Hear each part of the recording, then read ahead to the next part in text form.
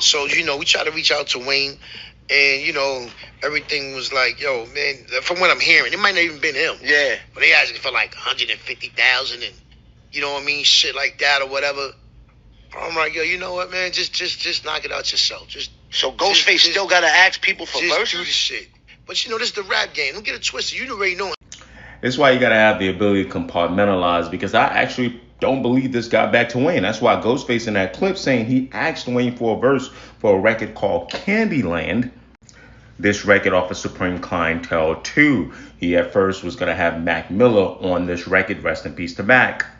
So the idea is, I actually think this didn't get back to Wayne. Now, I know Wayne sometimes uses that stuff as a crutch, and I push back on some of those things. Like, for example, he says he didn't know there was the great rap Shinobi Wars recently. That's kind of weird. This one, I can see he probably went through management. Now, the reason I bring that up is because, unwritten rules in rap and, wink winks. I see some of y'all in the comments of that clip and on Elon's app saying, oh, what are you complaining? Wayne can't charge for his features. He can, right? But I remember one time Jay-Z was talking about how, he's reached a point in his career, he's so big, so influential, makes so much money that he does it off relationships and he does it off how he gives out his features and verses, right? Because at this point, the value to the verse is so monumental. I don't know if you guys still feel that way about Wayne, but that number sounds right. And the point of my essay, the thesis of my essay is, I think if that got back to Wayne, Wayne would have probably been like, how much he got? What are they working with over there at Mass Appeal? That's Nas's label.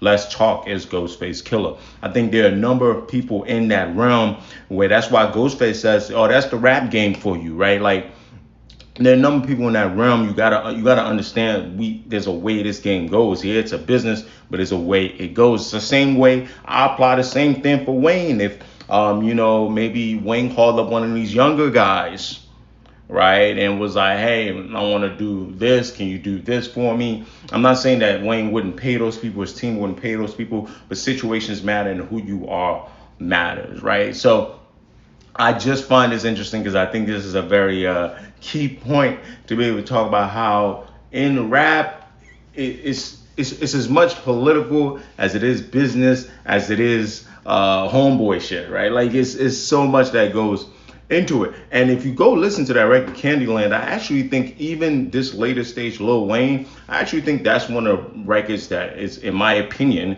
a little more fitting for him, right? So I get it. Everybody got a price. I'm not mad. I'm not saying Wayne can't charge his price, but I generally think the root of this issue is this didn't get back to Wayne. Ghostface is one of them guys, people from the Woo, one of them guys that's still doing it, still, you know what I mean? And I've seen the features Wayne has given out to people lately, right? I'm sure some of them has been for money, but you're not about to tell me if Wayne knew Ghostface was calling him up, or somebody like Method Man was calling him up, or, he wouldn't pick up the phone and say, hey, yo, what are we trying to do, right? So if this was too much, I'm sure Wayne would have worked something out. But I generally believe this time it didn't get back to Wayne, but there's enough noise now, so it should have got back to him.